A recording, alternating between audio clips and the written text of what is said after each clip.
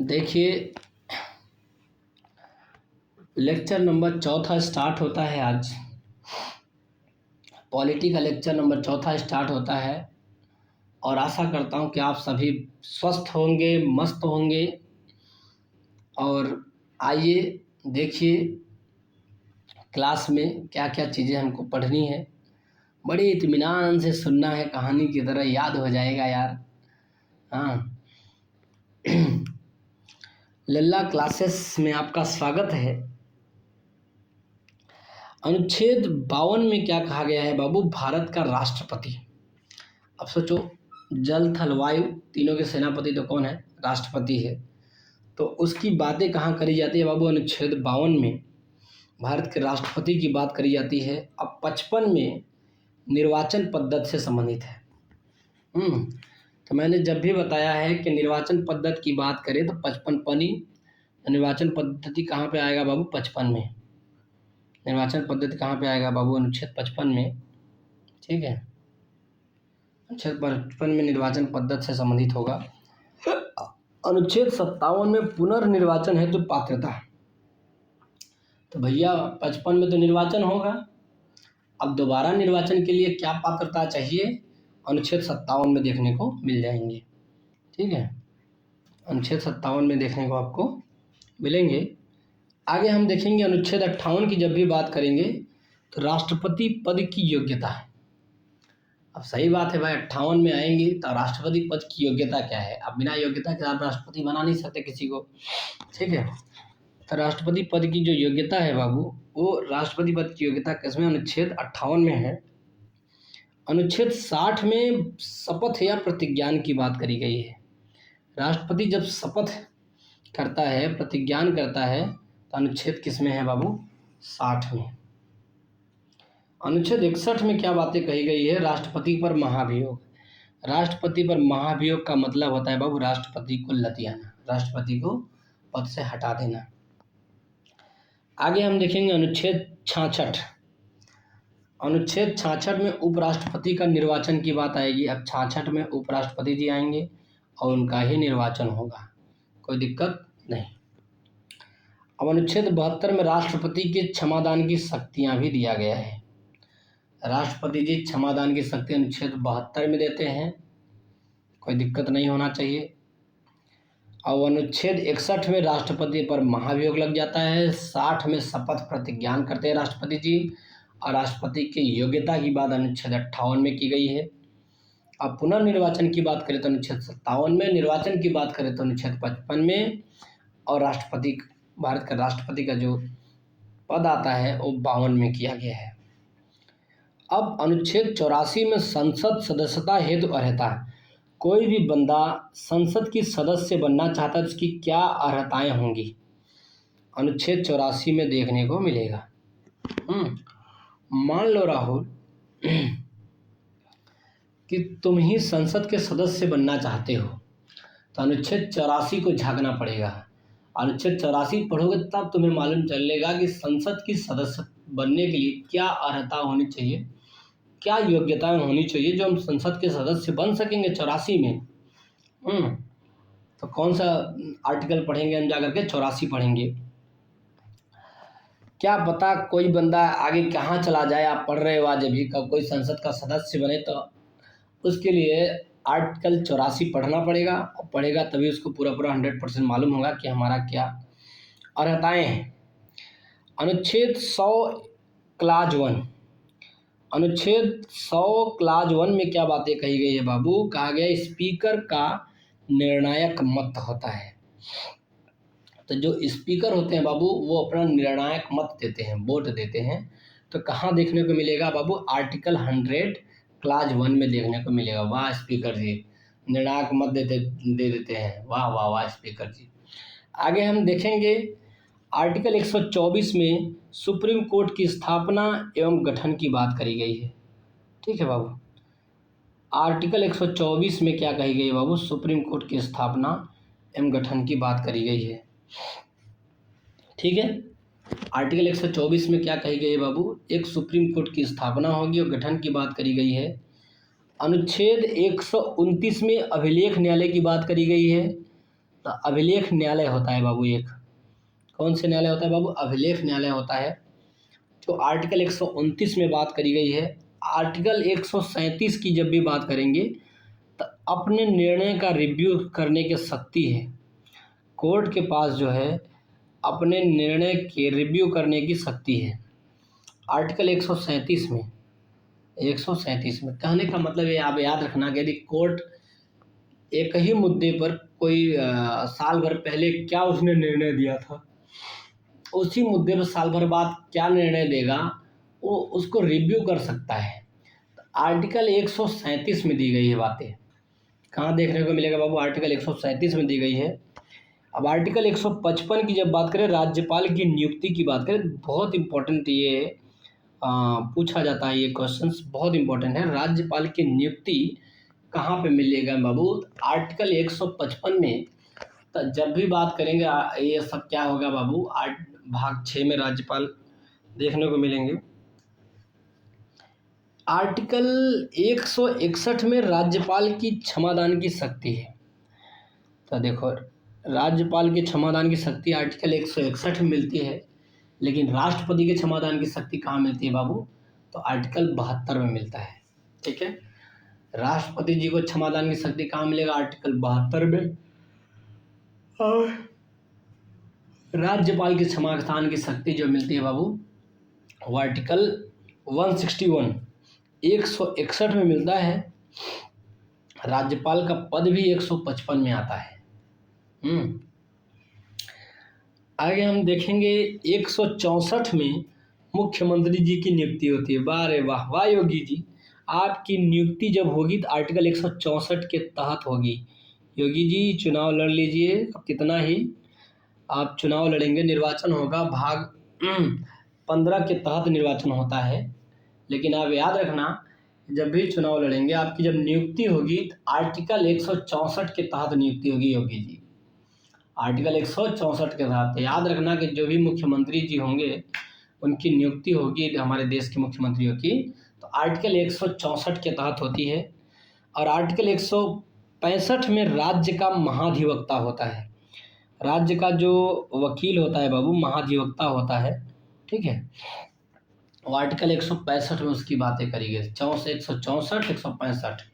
तो 164 की बात करें तो भैया जी क्या बोलते हैं, मुख्यमंत्री जी की नियुक्ति 164 में होगी। 165 में जैसे ही मुख्यमंत्री जी की नियुक्ति हो जाएगी तो वो अपना महाधिवक्ता रखेंगे। भाई कोई उनको फंसा दे, क्या मजाल है? तो अपना एक महाधिवक्ता रखेंगे मुख्यमंत्री जी। कब? 165 के तहत। अनुच्छेद 169 में क्या बातें कही गई है कि विधान परिषदों का उत्साधन एवं सृजन। तो जो विधान परिषद होता है बाबू, तो हमारा जो राज्य में विधान परिषद और विधानमंडल होता है।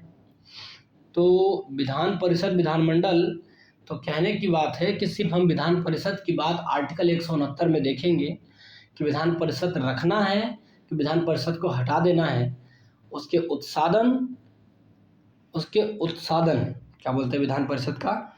उत्साधन और सृजन। उत्साधन का मतलब हटाना और सृजन का मतलब रखना।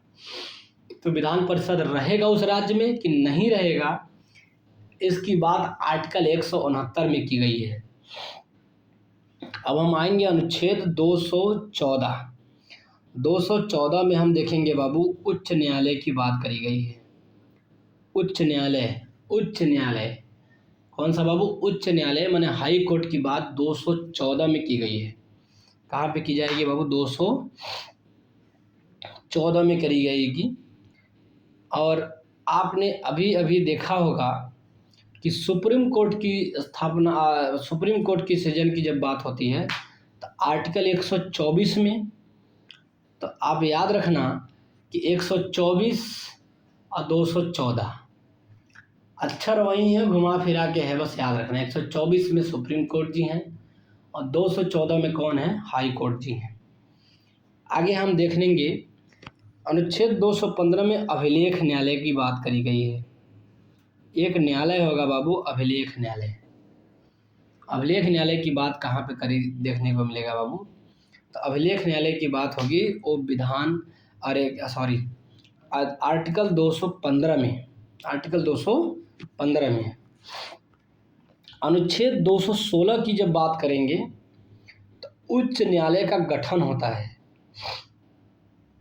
उच्च न्यायालय का क्या होता है बाबू? 216 में गठन होता है। उच्च न्यायालय का गठन 216 में। तो 214 में क्या था कि सिर्फ उच्च न्यायालय की बात करी गई थी, लेकिन उच्च न्यायालय जब गठित होती है तो आर्टिकल 216 के तहत गठित होती है। याद रखना, ये ना कि पूछ ले उच्च न्यायालय तो सीधे सीधे बता दो गठन इसका। याद रखना कि इसका गठन जो उच्च न्यायालय का होगा आर्टिकल 216 में होगा, लेकिन इसकी जब पहली बार बात करी गई है उच्च न्यायालय का तो कहाँ पे बात करी? 214 में। अभिलेख न्यायालय की बात करेंगे तो 215 में। ठीक है। आर्टिकल 231 में क्या कहा गया है कि 2 या अधिक राज्यों हेतु एक ही हाई कोर्ट स्थापित होगा। ये बात बड़ी इंपॉर्टेंट है कि 2 या अधिक राज्यों के लिए एक ही हाई कोर्ट होगा, स्थापित होगा। तो कितनी अच्छी बात है कि 2 राज्य, जैसे मान लो एक यूपी हो गया, बिहार हो गया, उसके लिए एक ही हम हाई कोर्ट बना सकते हैं। ये आर्टिकल 231 में बातें कही गई हैं। आगे देखेंगे अनुच्छेद 233 में क्या बातें कही गई बाबू? जिला न्यायालय की नियुक्ति। अब अनुच्छेद 233 में देखेंगे तो जिला न्यायालय की नियुक्ति। अब जिला में भी तो न्यायालय बनाएगा, लेकिन इसको कहाँ बढ़ के जाओगे बाबू? हम देखेंगे 233 में। कहाँ बढ़ के जाएंगे बाबू? 233 में जिला न्यायालय की नियुक्ति होती है। तो जिला में भी न्यायालय की नियुक्ति होती है, तो उसको 233 में आर्टिकल 239 क्लास AA। ठीक है। आर्टिकल 239 क्लॉज AA में NCR दिल्ली का उपबंध है। NCR किसका उपबंध है बाबू? दिल्ली का उपबंध है। याद रखना, कहाँ का उपबंध है बाबू? NCR दिल्ली का उपबंध है। आर्टिकल 239 AA, वाह रे दिल्ली, AA को ले रहा है। आर्टिकल 243 क ख ग घ फिर ट, इतना चीज़ें आपको याद रखना। आर्टिकल 243 क में ग्राम सभा की बात करी गई है।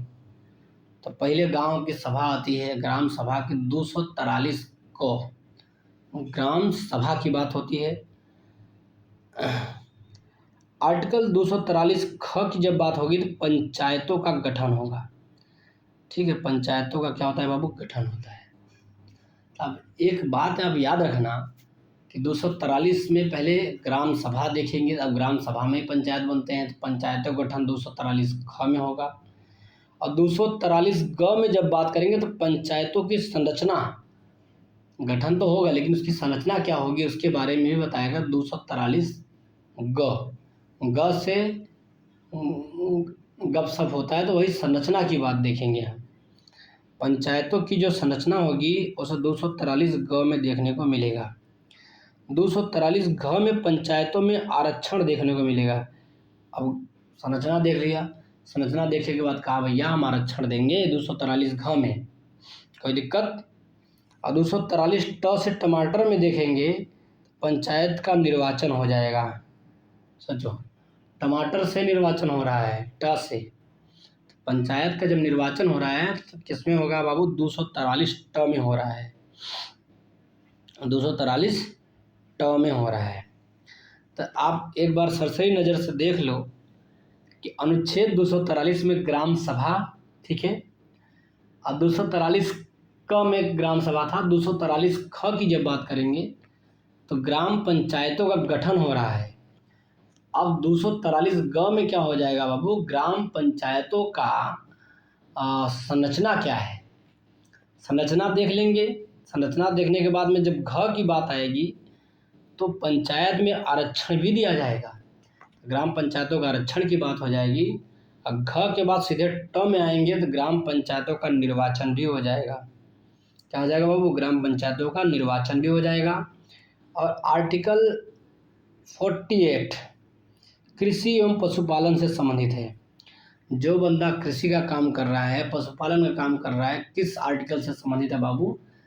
तो 48 48 से संबंधित है। मैंने 48A में बता दिया था कि क्या है बाबू, पर्यावरण से संबंधित है। उसका संबंध संवर्धन करना है, पर्यावरण का संरक्षण करना है, वन्य जीवों की रक्षा करनी है। ठीक है, इतनी बातें आपके 48A में थी और 48 में सिर्फ कृषि एवं पशुपालन से संबंधित है। ठीक है बाबू, आशा करता हूँ कि आप लोग को बहुत अच्छे से समझ में आ रहा होगा। आगे देखो,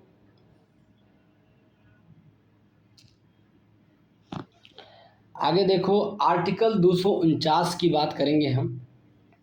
आर्टिकल 249 में राष्ट्रीय हित में राज्य सूची पर संसद कानून बना सकती है।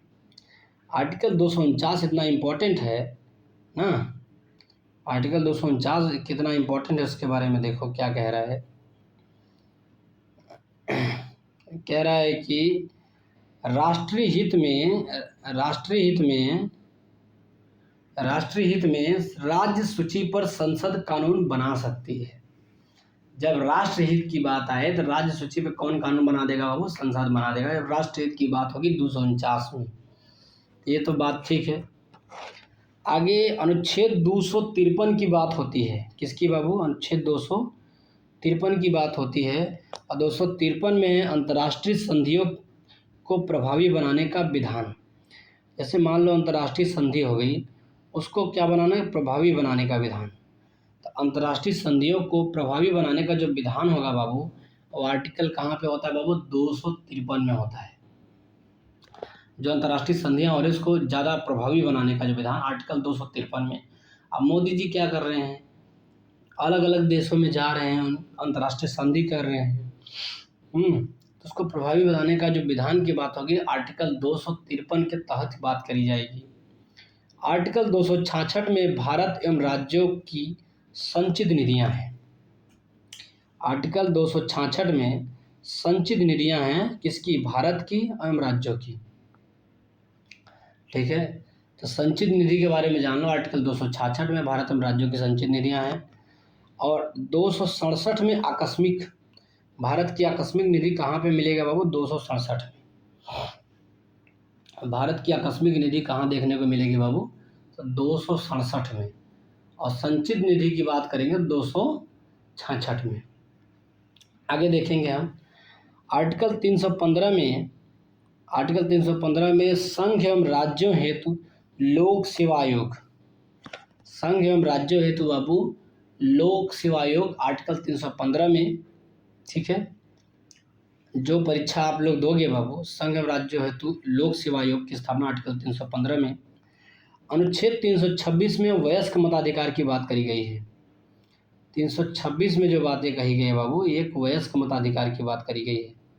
किसकी बात करी गई है बाबू? वयस्क मताधिकार की बात करी गई है, आर्टिकल 326। आर्टिकल 326 में जब आप 18 वर्ष के हो जाएंगे तभी आप वोट दे सकते हैं। 326 में ऐसी बातें कही गई हैं। किसकी ऐसी बातें कहाँ गई? 326 में बातें करी गई हैं बाबू। आर्टिकल 330 में आर्टिकल 330 में SC/ST के आरक्षण इन लोकसभा। आर्टिकल 330 में क्या कहा गया है बाबू? कि SC/ST को आरक्षण मिलेगा, लोकसभा में आरक्षण मिलेगा, आर्टिकल 330 में। और आर्टिकल 331 में क्या कहा गया था बाबू? 2 आंग्ल समुदाय का प्रतिनिधित्व इन लोकसभा, तो इसको खत्म कर दिया गया है बाबू। 2 आंग्ल समुदाय का जो प्रतिनिधित्व होता था लोकसभा में, तो आर्टिकल कहाँ से? 331 में। कहाँ से होता था बाबू? आर्टिकल 331। लोकसभा में आरक्षण SC/ST को मिलेगा 330 में, और एंग्लो इंडियन को जो मिलता था 331 में मिलता था, 2 लोगों को। अब 330 के बाद 332 में SC/ST को आरक्षण मिल रहा है कि राज्य के विधानसभा में।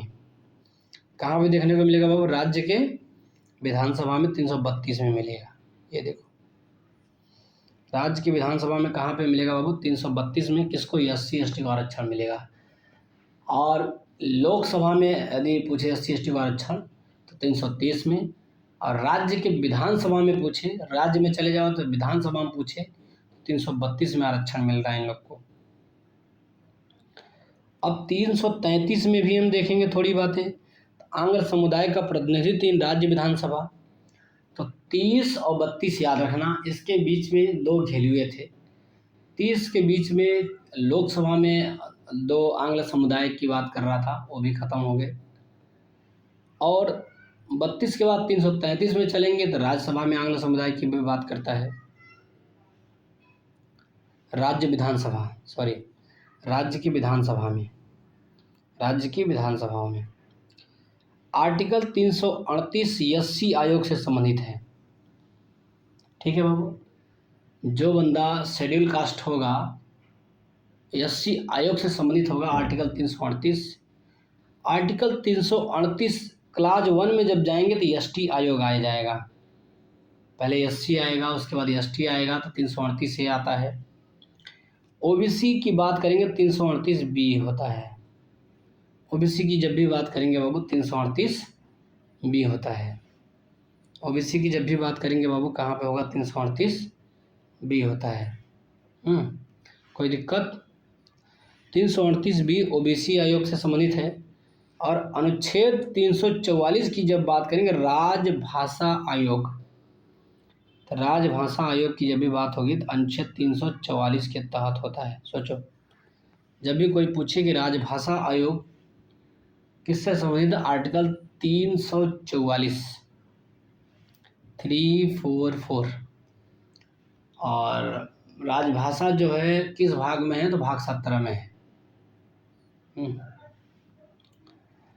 आगे 350, आर्टिकल 350A की जब भी बात करी जाएगी तो इसमें मातृभाषा में शिक्षा देने की बात कही गई है कि भैया आप शिक्षा दे रहे हो लेकिन उस बच्चों के मातृभाषा में शिक्षा दीजिए।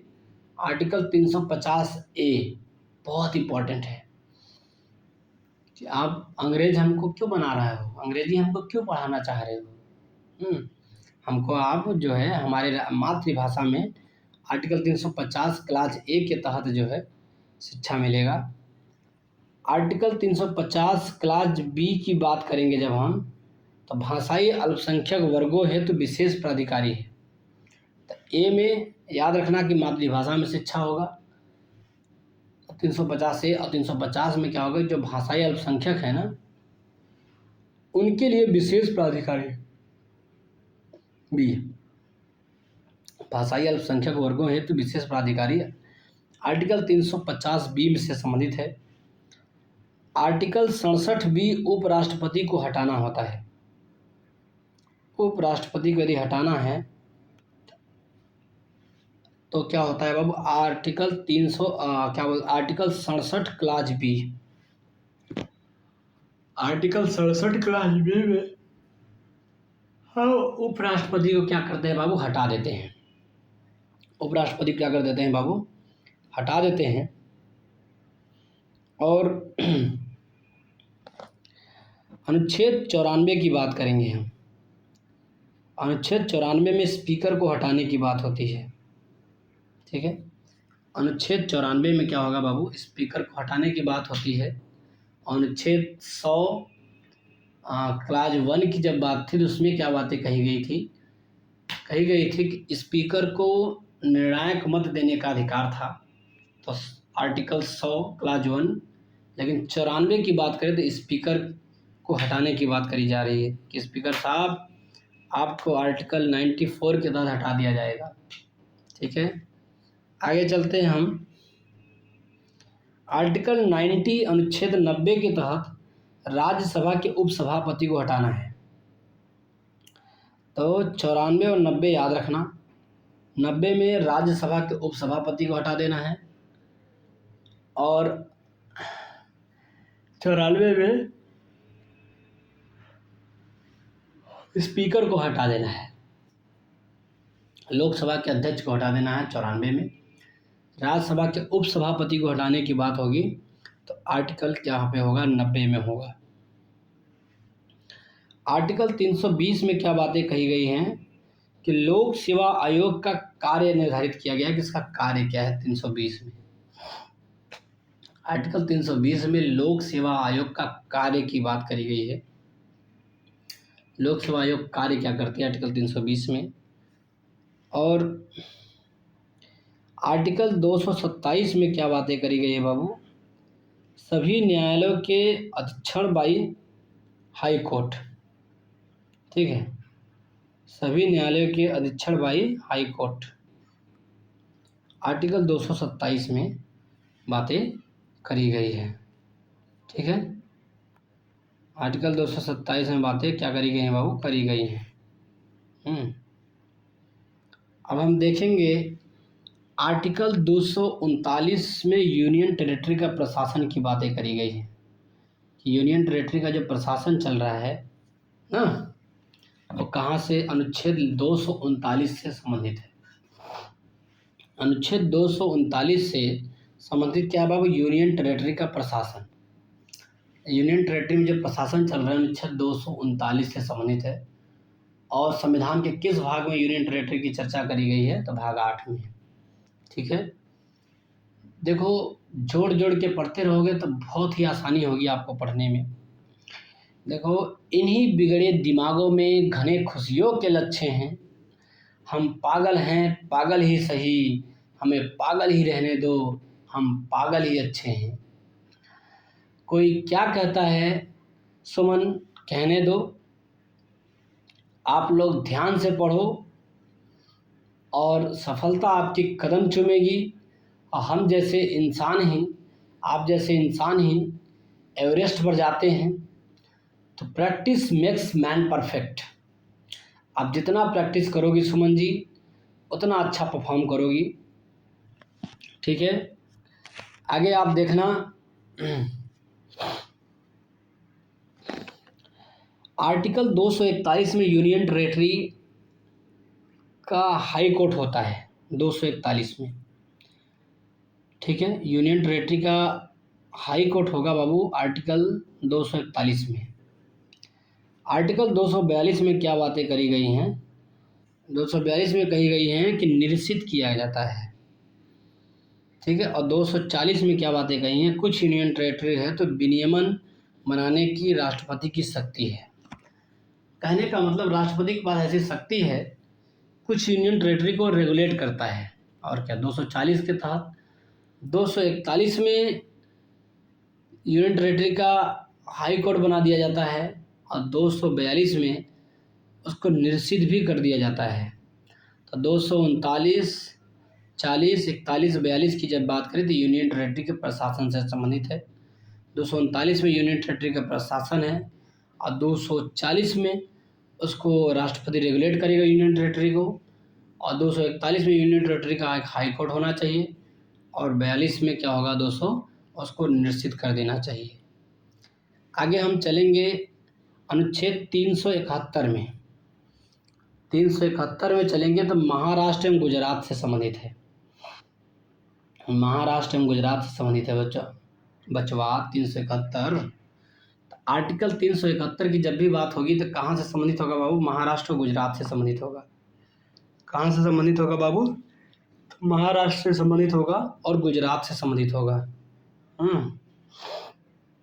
अनुच्छेद 371 ए की जब बात करेंगे तो ए में क्या है बाबू, नागालैंड, नागालैंड। अनुच्छेद 371 बी की जब बात करें तो आसाम, क्या है बाबू, आसाम है, आसाम है, ठीक है। अब सी से बात करें तो सीएम, सी से सीएम की बात करें मणिपुर हो जाएगा। डी से बात करें तो डेट करना, त से तेलंगाना आंध्र प्रदेश है, डी से डेट करना, ठीक है। तो अनुच्छेद 371 डी की जब बात करें तो आंध्र प्रदेश और तेलंगाना हो जाएगा। अब इसको याद करने का एक ट्रिक है कि ती से त से टे कर देना और डी, तो डेट करने आदमी जा रहा है तो आंध्र प्रदेश और तेलंगाना से 371 डी। 371 ई की जब बात करें आंध्र प्रदेश के विश्वविद्यालय, आंध्र प्रदेश के जो विश्वविद्यालय होंगे ये किससे संबंधित होंगे बाबू, तो अनुच्छेद 371 ई से संबंधित होंगे। हाँ, ई आ ई आ ई आ ई आ, तो अनुच्छेद 371 ई की बात करेंगे तो आंध्र प्रदेश के विश्वविद्यालय की बात करी जा रही है।